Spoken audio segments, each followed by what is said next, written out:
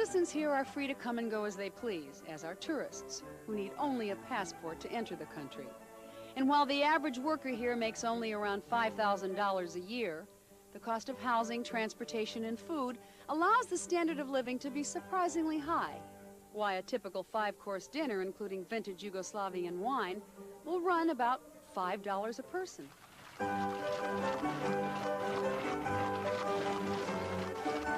The country itself can best be described as the best of Europe, packed into an area about the size of Wyoming. In it, you'll find the Riviera of France, the casinos of Monte Carlo, the islands of Greece, the countryside of Great Britain, the Alps of Switzerland, and Yugoslavia's own pristine lakes. Combine these all together, and you have the favorite resort destination of millions of European tourists.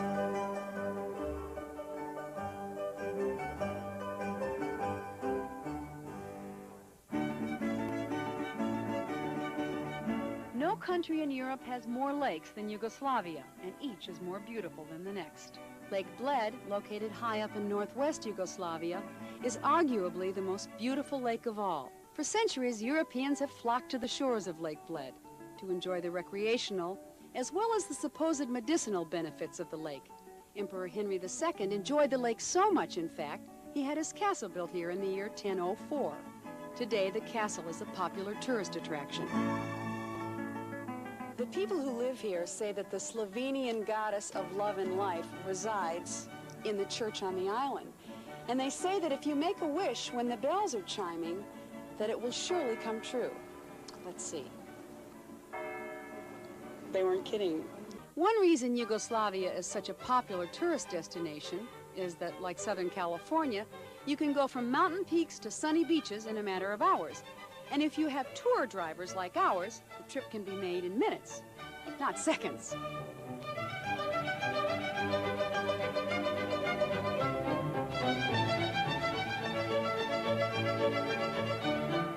The Yugoslavian Riviera really isn't that much different than the French Riviera or the Italian Riviera, except that the beaches here are rocky, they're not sandy. But they do have the sidewalk cafes and shops, and as you can see, people strolling up and down. Oh yes, and of course, they do have those things that all Rivieras are famous for.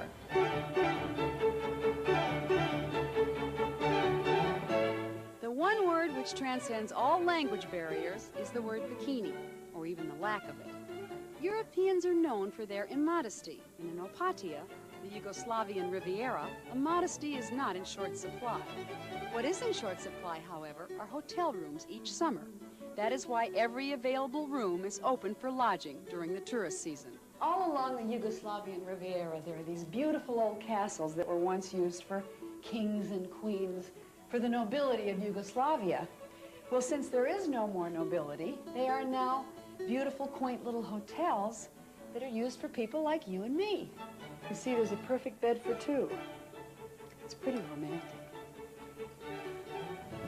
And for about $30 a night per person, I'd say that's living like a king.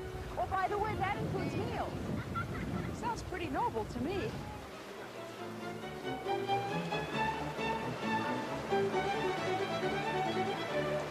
From the beaches during the day to the casinos at night, Opatia leaves little for the tourist to desire. And yet, this is but a small part of the treasures Yugoslavia has to offer.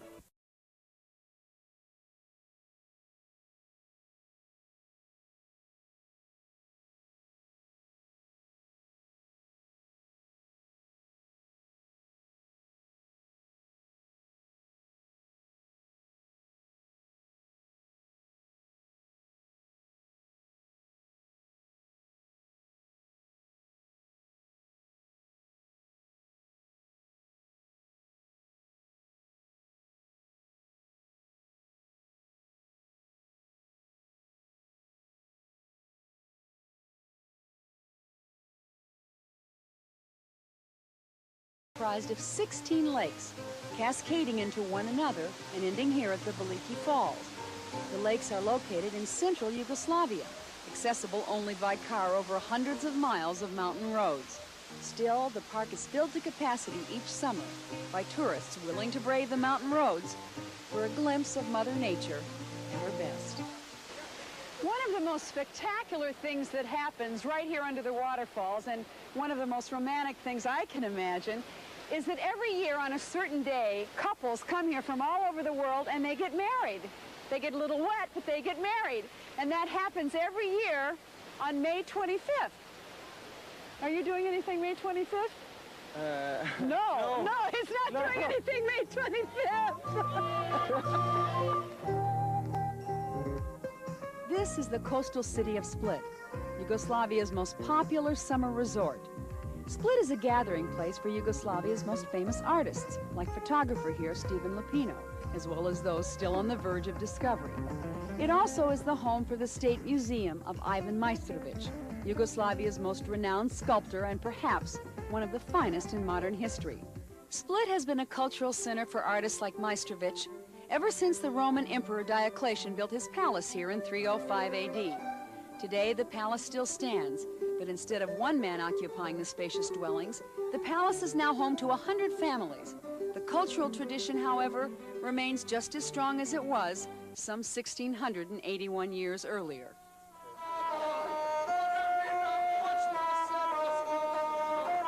Every summer, thousands of people from all over Europe come to the city to enjoy their annual Performing Arts Festival. And all over the city, you'll find cultural events taking place, and they use ancient structures for their stages, like here, which is a Roman pedestal where the operas are performed. Or hundreds of people from all over Europe come to the city to enjoy their annual Performing Arts Festival.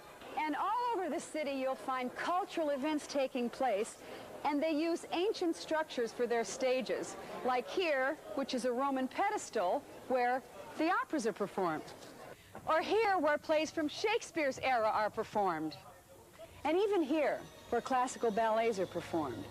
This used to be an ancient cemetery, but today, culture lives on.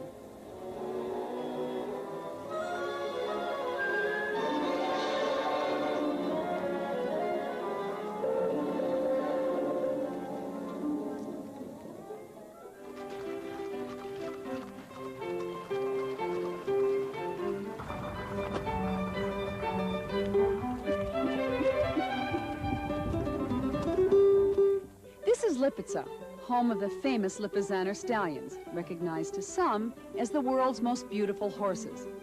The stallions are best known as the horses which perform in Vienna's famous Spanish riding school. But to the tourists who visit Lipica, there's simply another jewel to be found in Europe's hidden treasure. Sarajevo!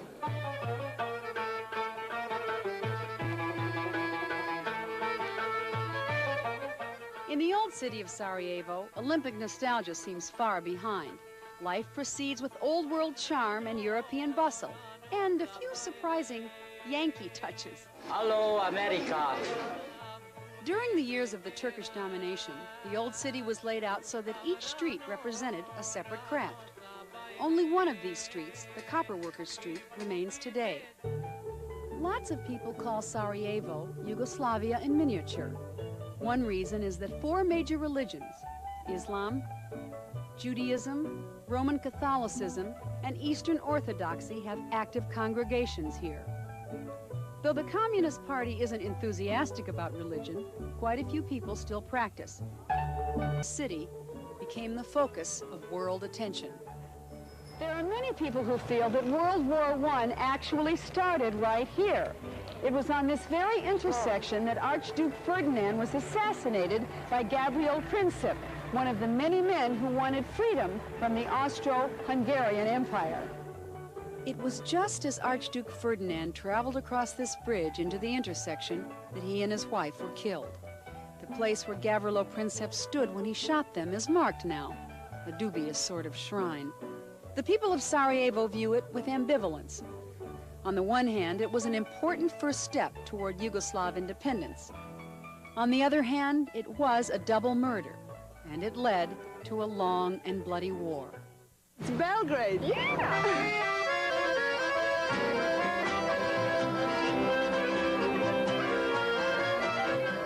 Belgrade is not at all the cold, dank place we might have pictured.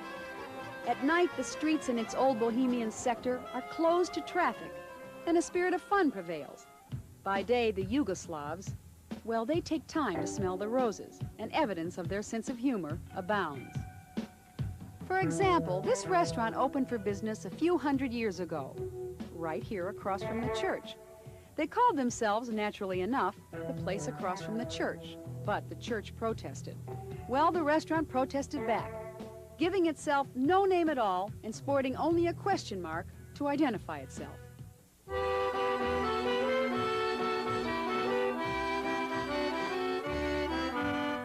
In the heart of the city of Belgrade lies a shrine that is special to most Yugoslavians. This is the tomb of Josip Broz, the man that we all know as Tito. He died in 1980, and they buried him here in the building where he had his winter garden. They call his tomb the House of Flowers because he loved flowers very much.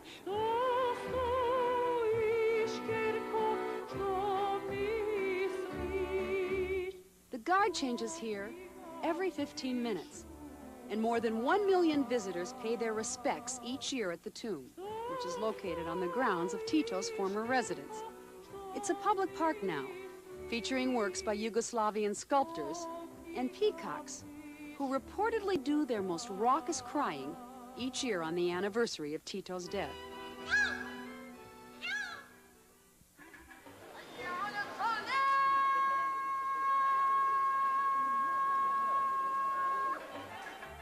In the small town of Mostar, a Turkish architect left behind a lasting legacy, this lovely bridge. It's leaving dangerous ship. It is the town's centerpiece now, complete with divers who plunge 88 feet into 13 feet of water. But when it was unveiled in 1566, the architect left town forever because he was afraid the bridge would fall down.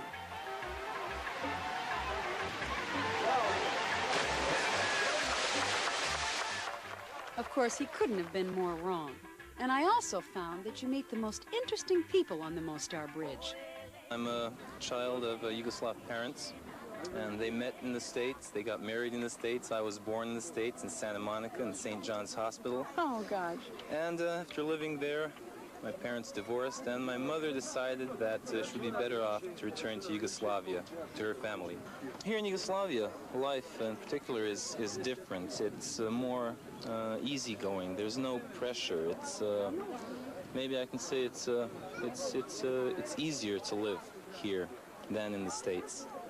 What kind of pressures do you think you have in the States that you don't have here? Well, I haven't worked in the States. Well, actually, in 1979, when I was the last time in the States, in Redondo Beach, I worked at Foster's Freeze for about 2 months on PCH. So people work more there in the States. That's what I've seen in 1979. While here, I can't say that they don't work enough, but they work, but it's an easygoing way. I don't think that you have much strains, as many strains as maybe somebody has in America.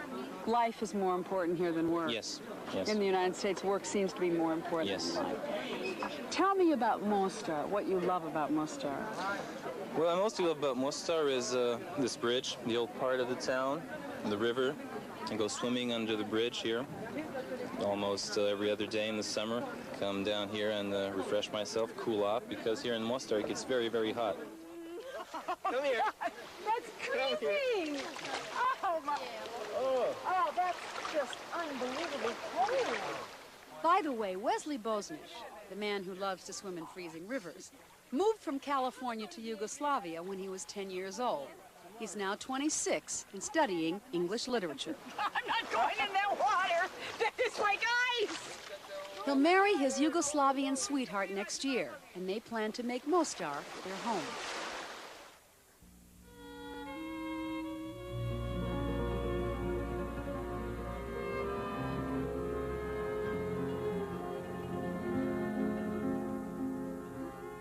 Just south of Dubrovnik is a land of proud people and pure water. Its scenery is naturally spectacular, and its villages hold ancient secrets. Its beaches are wide, its seclusion seductive, and its mountains steep and black. It is the land of Montenegro.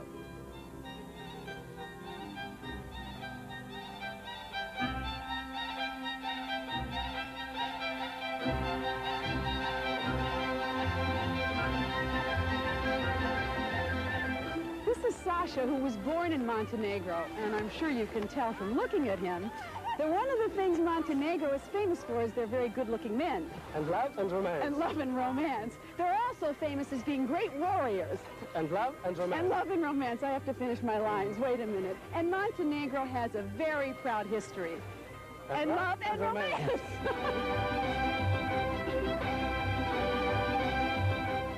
In the long history of Montenegro, it has never once been totally conquered. But at the end of World War I, they united with 5 other Slavic states to form the land of the South Slavs, Yugoslavia. Siromah sam druže, nigde nikog nema, samo jednu staru, skršenu gitaru. The story of Sveti Stefan reads like a fairy tale. In the 15th century, a clan of brave Montenegrin warriors did battle with pirates.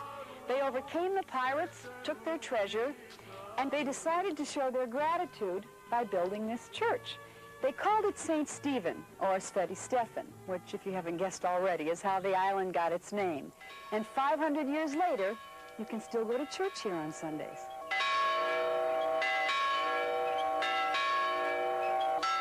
The Montenegrin clan established themselves here on the island because a walled city on an island was easy to defend. As the population grew, since building space was at a premium, the narrow little streets took quirky turns around intriguing corners, and Sveti Stefan developed an architectural style that is unique. After World War II, there were only 5 families left on the island of Sveti Stefan, and the government relocated them to the mainland. And it was then that Tito decided to build a one-of-a-kind hotel. What makes this hotel unique is that you are actually checking into an island, complete with pool and restaurants. By American standards, it's not outrageously expensive, ranging in price from $60 to $150 a night. And instead of just getting a room, you get a piece of history by staying in one of the original cottages of the Montenegrin clan.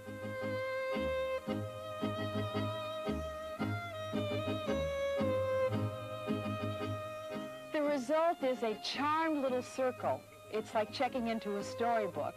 And I feel a little like Snow White or Cinderella, and that if I closed my eyes, maybe Prince Charming would appear. Ah, good choice. Here's to you, Prince. And here's to Sveti Stefan and Montenegro.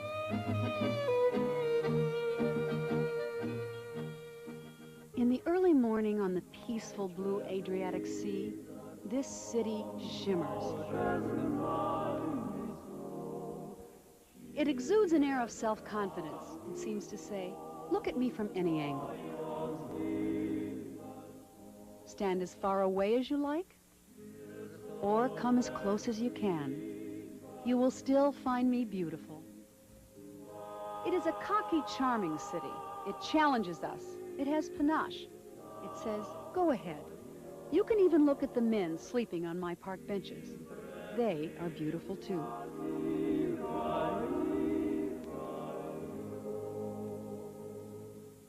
My old women are beautiful, and so are my young women. My men are stalwart, and their hair turns an early gray. My children are spirited. My buildings are adorned with style. I am a city that is smart and relaxed and pleased with itself. I am Dubrovnik. Welcome to Dubrovnik. I think that this is one of the most beautiful, charming, and unique cities in the entire world, and I can't wait to show you around. Now, pigeons are probably not the thing you thought I'd show you first, but in Dubrovnik, believe it or not, even the pigeons have personality, and they're also very set in their ways. Every day at noon, the pigeons are fed by Vidor. Look at them all. And for years, this has been going on. And the pigeons come every day at noon, and they wait for Vidor to feed them. And when the country goes to daylight savings time, the pigeons get here an hour early. They really do. And it takes them about 2 weeks to adjust. Oh my gosh, I feel like Tippi Hedren in The Birds. Thank you, Vidor. Thank you very much. Danke. Hvala lijepa. That's my earring. Honey. Oh, a pigeon feather in my hair. Oh, I'm glad it's only a feather. Okay, we'll go now. Bye. Both the pigeons and 5,000 people live inside the walls of the old city of Dubrovnik. These walls have never once been breached by an enemy, even though Dubrovnik has been ruled by several different empires. That's because the people of Dubrovnik have a talent for diplomacy, and this ability to compromise has lasted right up to the present day. Even today, the restaurants and restaurant owners, well, they know how important tourism is. And so the private citizens and the restaurant owners reached a compromise. This is some compromise. Starting at 11 in the morning, on into the night, one side of the street has to remain clear for the pedestrians and for the people who live here. And the other side is for the sidewalk cafes that the tourists love so much.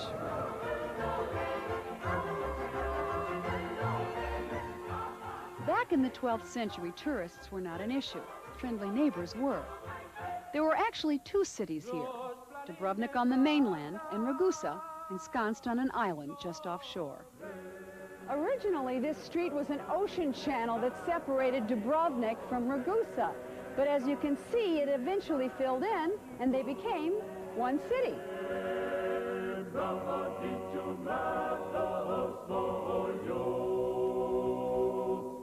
Once the main street was in place in the year 1205, Dubrovnik took on the aspect of a well-laid-out planned community.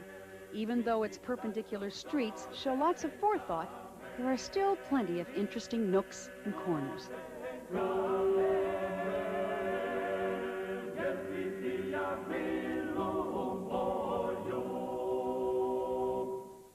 Throughout the old city of Dubrovnik, there are all kinds of doors. They lead into houses, to shops, to restaurants. Now here's a door, and I bet you can't guess what it leads to. Come on, let's go see. See, I didn't think you'd guess. It's a beach. A little rocky, and it's pretty rough out there today, but I think it's pretty romantic.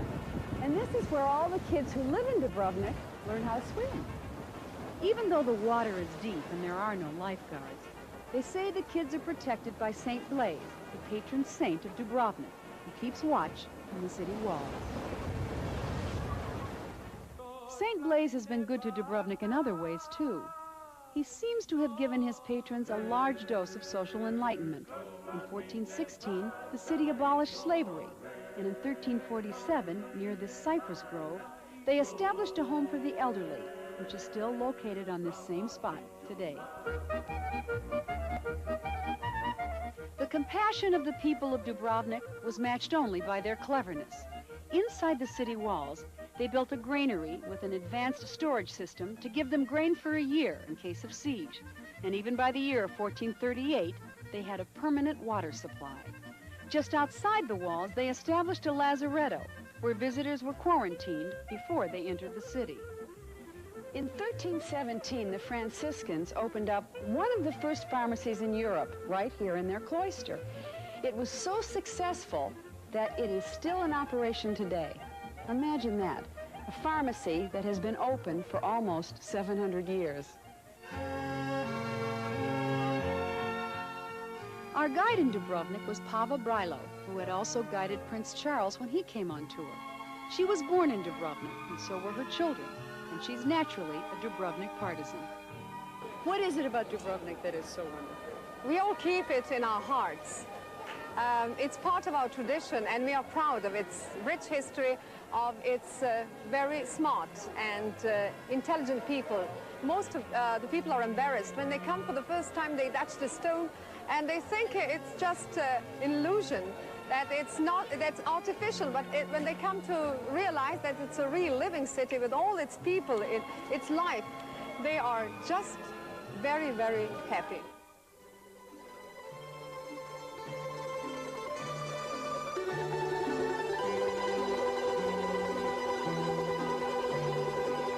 When we first learned Two on the Town was to visit Yugoslavia, we didn't know quite what to expect.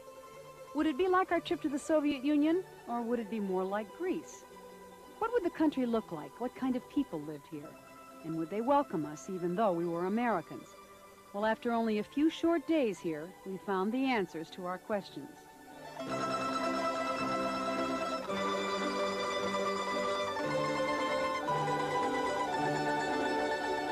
Yugoslavia was like neither the Soviet Union nor Greece. It was a country quite unlike any we had ever seen on Two on the Town. And because so few Americans visit here, the rare American tourist is seen as a precious commodity, and we were treated as such. And we thought the Yugoslavian people were wonderful too. As for what the people look like, well, I think we've given you a rough idea.